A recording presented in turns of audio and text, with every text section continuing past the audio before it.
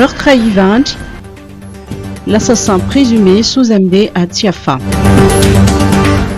Le Français présumé meurtrier de Jules Ramadan-Rive, opérateur et à la fois secrétaire général de l'association Union Émergence Madagascar, a été placé sous mandat de dépôt à la maison de force de Tiafa au terme de son déferment au parquet aujourd'hui. Il est accusé d'avoir poignardé à mort son associé à qui il devait une grosse somme d'argent dans une affaire de commerce de vanille. Ils se sont rencontrés à Ivanj dimanche 16 janvier dernier pour finaliser la transaction. Ce fut à ce moment que la victime a été assassinée. Bilan des intempéries: 11 décès, 23 428 sinistrés, 9 091 déplacés. Le bilan des fortes pluies dans la capitale ne cesse de s'alourdir. Un décès a été constaté hier sur un site d'hébergement, ce qui porte à 11 le nombre de personnes ayant péri dans ces intempéries.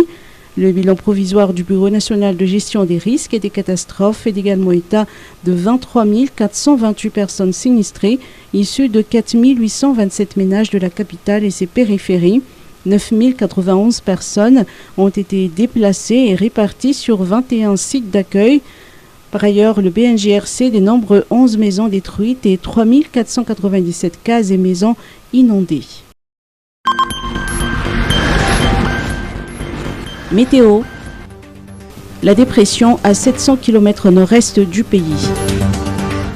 Les prévisions météorologiques ont localisé aujourd'hui à 9h locales le système dépressionnaire susceptible de se transformer en cyclone à plus de 700 km nord-est de Sainte-Marie.